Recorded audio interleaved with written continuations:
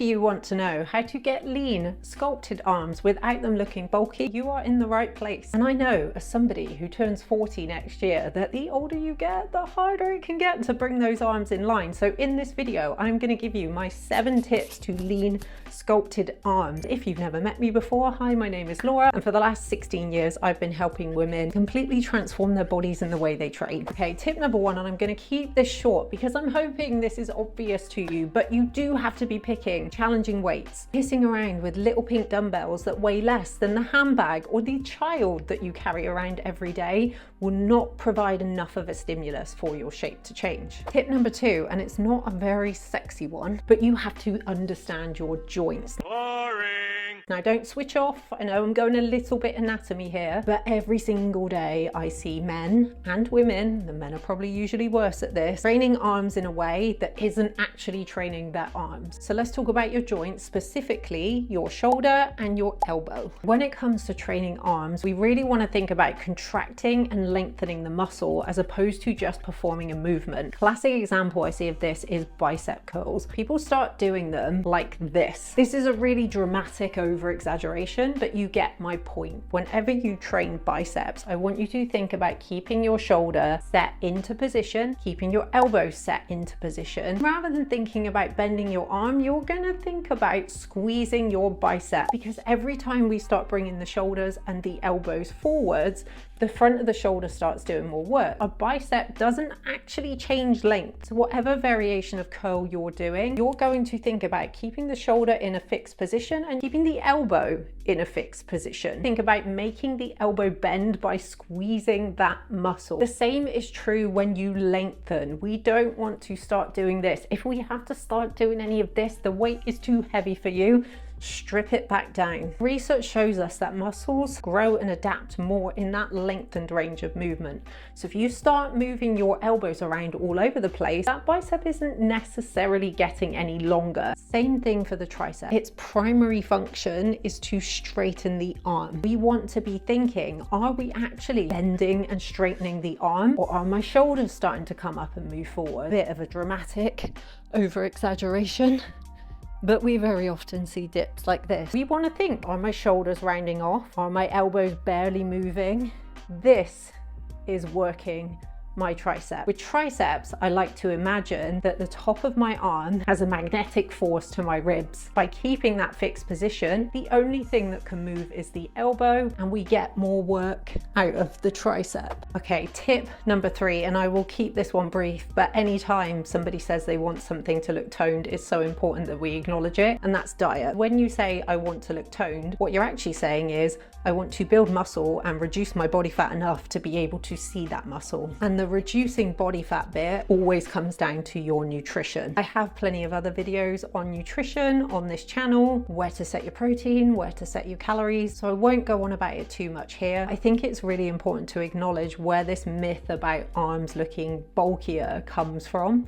It very often comes from building some muscle, but not tackling the part where you reduce some body fat. And if you build muscle without losing body fat, then yes, the overall circumference of your arms may actually get bigger. Number 4, do not neglect your shoulders.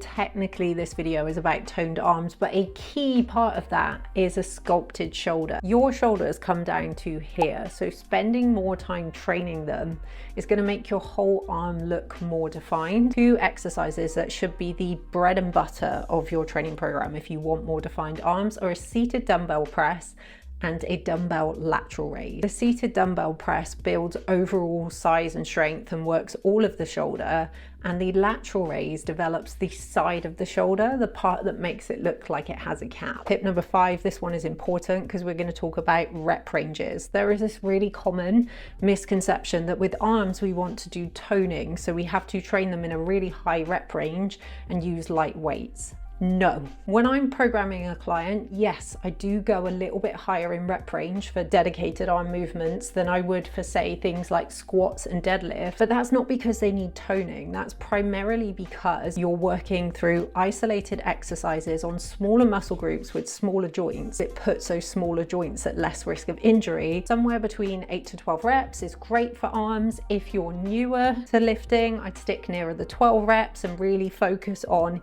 keeping those joints points in place, keeping that form locked in. If you've been training a while and you're not seeing those changes, it's time for you to go a bit heavier, and I would come down closer to that 8 rep range so that you can start handling heavier weights. So now we got rep range, let's talk about tip number 6, which is volume, which in other words is how many sets you should be doing each week in order to see meaningful changes. So the evidence shows us roughly 10 to 20 hard sets per muscle group per week is an effective range for most people to see muscle growth. When you're doing other upper body exercises, your arms are being worked as well. So for example, when you're doing a bench press, your triceps are getting worked. Whenever you're rowing or pulling, your biceps are getting worked. So if you're already following an upper body program, you don't need to slam in an extra 15, 20 sets just on arms. What I would do is something more like this: 6 to 10 direct sets for your biceps each week. So that might look like 3 sets of 2 or 3 different exercises that directly target the biceps. And I would do the same for your triceps as well. For shoulders, I'd probably go a little bit more than that because they're made up of 3 different heads, which all have slightly different functions. But rather than make this video too long, I'm going to make a whole other video on shoulders. So if that sounds like something you need, make sure you hit that subscribe button. I wouldn't look to do all of those exercises in one dedicated arm session per week. By spreading that out evenly across the week, you're going to be hitting the muscle groups more frequently, but generally the overall quality of each of those lifts is going to be better because you've had time to recover between those sessions. Now we've got our mechanics, our sets, and our rep range. Let's talk about tip number 7, which is intensity. The number one question I always get asked is, how heavy should I be lifting? Your muscles do not have a clue what number is written on the dumbbell. They only know the stimulus that is placed upon them. Your arms are like any other muscle group. It's the proximity to failure that's going to make them change. And in non-fancy PT speak, basically how hard you push them, right? Can you do any more reps? You want to finish training your arms feeling like, Jesus Christ, I couldn't do many more of those. You finish every set thinking, I could have done another 10, or your last rep looks just like your first rep did. That's probably a waste of a set. If in doubt, I would take a set to complete failure on the current weight that you're using. Just take it, just go, see how many more reps you can do. You might have been thinking you're training in an 8 to 10 rep range, but you can actually do 20 reps with that weight that you're lifting. Most of your working sets should finish with 1 at a push 2 good quality reps left in the tank. One last thing that I really need you to implant into your brain is that training your arms a bit heavier is not going to suddenly make them bulkier. So you don't need to stay lighter or do Pilates for fear of your arms getting bulky. You can actually shortcut your way there with heavier weights. And if you're scared that lifting weights will make you look like a man, think about it. There are men in that gym that have been trying to get big arms for years and years and years, and it is not happening for them. And they got way more testosterone than you as a woman. You will have the time it takes you to get to your results if you can put that fear to one side.